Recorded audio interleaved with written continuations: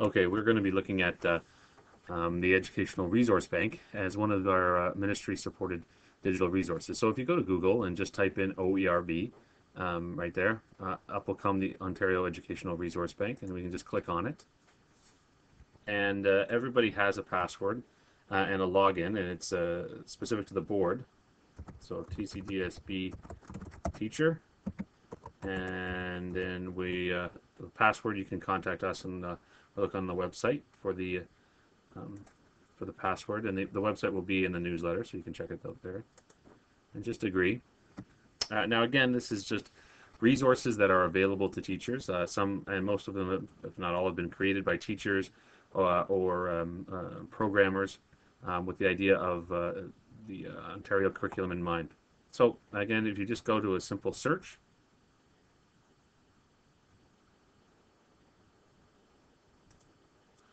and you'll see here is our simple search. And there are different parameters that you can put on that search. So for instance, you can select either English or French. You can, an interesting point over here is public or Catholic.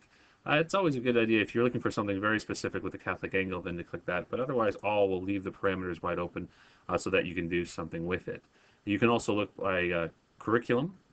So again, if you're looking at specific grades, then you can come down here and look for something, let's say in grade 9, for instance, and then you'll notice that what happens, how amazing is this, is you see all of the grade 9 courses and their levels, and you can click on that to find something very specific to the subject you're teaching. If you look at something in the elementary panel, it'll come up by subject and be a little bit more open-ended, not as specific to a specific subject, but a little bit more of a discipline there. So we have that, but let's just try a simple search, and we'll do something here with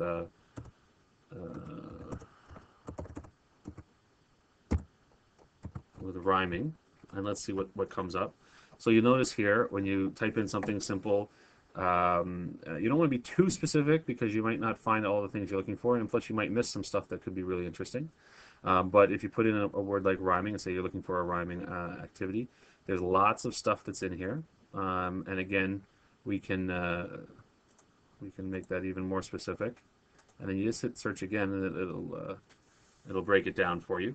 But what you look at here is you have different things. So for instance, we're going to look at grade 10. This is a grade 10 media course. And you'll notice that there's some music in there. And so what it has is a beatbox mashup. It's got a little description here. It's got some keywords, and it's got everything there. So if you click on it, what's interesting here, and some of these are, this looks exactly like what it looks like in D2L. So again, the way it works is the D2L that's used for blended and for day e-learning, everything that's in that can be found in the OERB. Not everything in the OERB is on D2L, but things that are in D2L that they've created are there. So this was what D2L looks like. So in a way, you have access to D2L without having to have a shell if you just want a piece of it. And let's take a look at what that looks like. It's got the expectations for this activity. In the content, there is lessons there. There's even a sample. There's links to samples. So, for instance, here's an audio sample of a beatbox. And this is talking about rhythm and those sorts of things. So there's samples there. So all these things are live. There's links that lead you to places that are usable. And then there's the assignment part.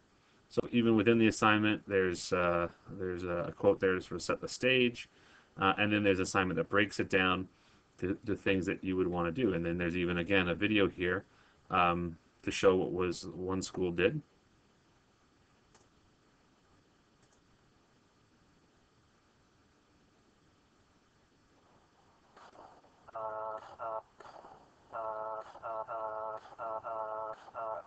So again, sample of student work, and so that's what you got. So within that, you have it.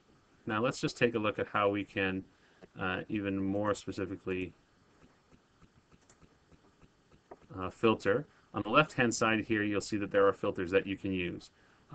You can click by file format, so HTML, Flash, which means Flash is like a programmed video in a way. It'll have color and animation and those sorts of things. There's Learn 360, which is all videos that is supplied by the ministry. There's stuff that's just audio. If you find a good creator that you like, you can follow them and just use that as a filter. The type of resource, whether it's computer activity, if it's interactive learning, if there's videos, exercises, lessons. You can break this all down. Look at this one. This is fantastic. Learning styles filter. So if you're really trying to target as many of the disciplines and of the multiple intelligences as possible, and maybe you're lacking in one, you can look here for some resource. Again, it doesn't have every answer to every question, but it's got some great ideas with it. And here's an example of a Flash one for a grade 2. So imagine this with your grade 2s. Here's where you can really get some interesting stuff here. So again, we see color, we see an animation to it. I see my grade 2 daughter liking this intensely. So let's take a look at it. See if you can guess why some words are in the yes column and some words are in the no column. What's the rule? Drag the words at the bottom of the screen to the correct columns. So let's see what happens when you'll notice here that you can drag things over and then it won't work.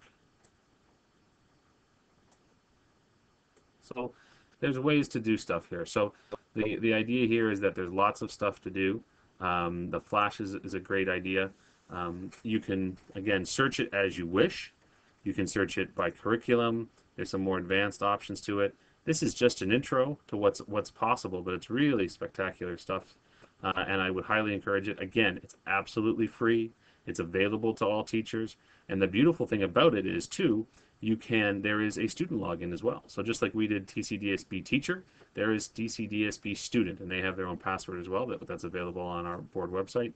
But I think the teaching really changes when you give the students this tool and then say, bring us back something, create your own unit, create an assignment, and then follow through. So some fantastic availability here, and really kind of a one-stop shop for a whole bunch of different things. Thanks.